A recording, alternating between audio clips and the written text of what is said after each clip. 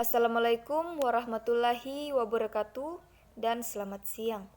Perkenalkan, nama saya Rosa Martin Sepang dengan NIM 20201400274. Saya dari kelas Penjas A2, Prodi Pendidikan Jasmani.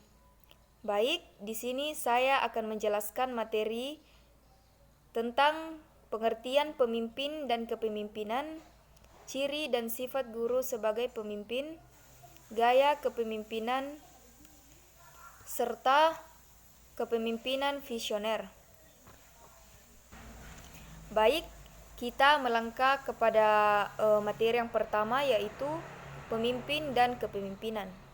Pemimpin adalah individu yang melakukan proses mempengaruhi sebuah kelompok atau organisasi untuk mencapai sesuatu tujuan yang telah disepakati bersama. Sedangkan kepemimpinan adalah sifat yang diterapkan individu yang bertindak sebagai pemimpin untuk mempengaruhi anggota kelompoknya untuk mencapai sasaran dan tujuan. Baik, materi berikutnya yaitu ciri dan sifat guru sebagai pemimpin. Ciri dan sifat guru sebagai pemimpin yaitu seorang guru harus disukai, dipercaya, mampu membimbing, berkepribadian yang baik, mampu memberikan contoh atau teladan yang baik kepada peserta didiknya, serta abadi sepanjang masa sehingga dapat menyiapkan peserta didik untuk tumbuh dan berkembang menjadi manusia yang siap beradaptasi, menghadapi berbagai kemungkinan dan juga tantangan yang ada. Baik, saya lanjut kepada materi yang ketiga, yaitu tentang gaya kepemimpinan.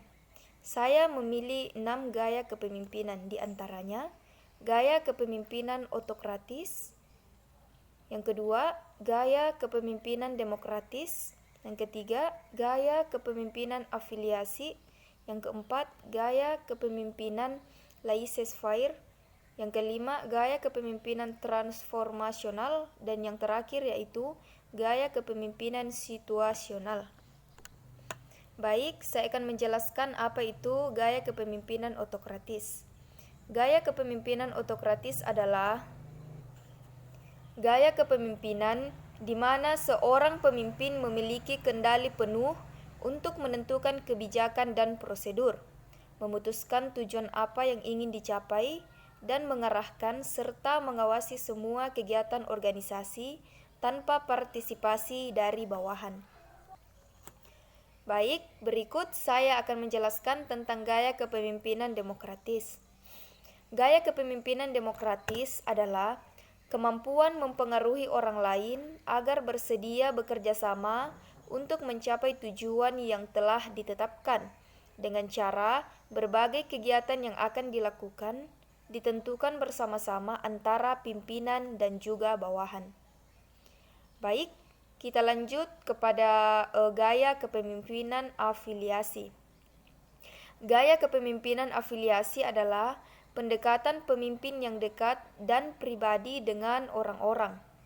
Seorang pemimpin yang mempraktikkan gaya ini memperhatikan serta mendukung kebutuhan emosional anggota lain.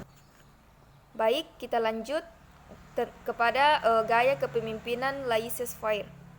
Gaya kepemimpinan laissez-faire adalah gaya kepemimpinan yang cenderung pasif. Pemimpin dengan gaya akan membiarkan orang lain untuk mengambil keputusan sendiri. Baik, kita melangkah kepada gaya kepemimpinan transformasional. Gaya kepemimpinan transformasional adalah gaya kepemimpinan yang digunakan oleh seorang manajer bila ia ingin suatu kelompok melebarkan batas serta memiliki kinerja melampaui status quo atau mencapai serangkaian sasaran organisasi yang sepenuhnya baru. Baik, kita lanjut kepada gaya yang terakhir, yaitu gaya kepemimpinan situasional. Gaya kepemimpinan situasional adalah teori kepemimpinan yang menyarankan model manajemen yang berbeda-beda yang disesuaikan dengan situasi. Baik, kita melangkah ke nomor 4, yaitu kepemimpinan visioner. Apa itu kepemimpinan visioner?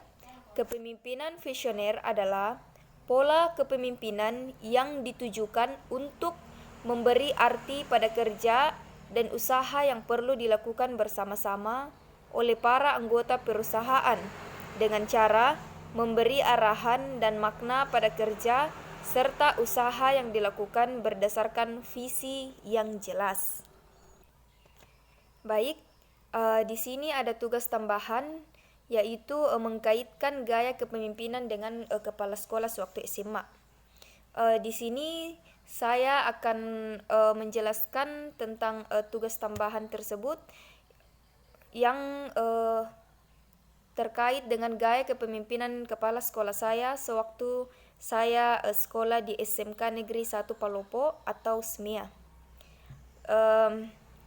Gaya kepemimpinan yang dimiliki oleh kepala sekolah saya, yaitu Bapak Ridwan Rajab SAG, adalah gaya kepemimpinan demokratis, di mana gaya kepemimpinan demokratis itu merupakan suatu gaya kepemimpinan yang dapat mempengaruhi orang lain.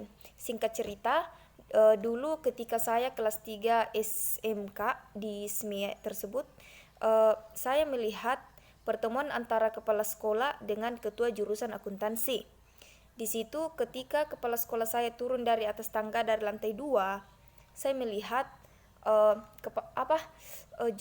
ketua jurusan akuntansi saya berada di bawah lantai 1.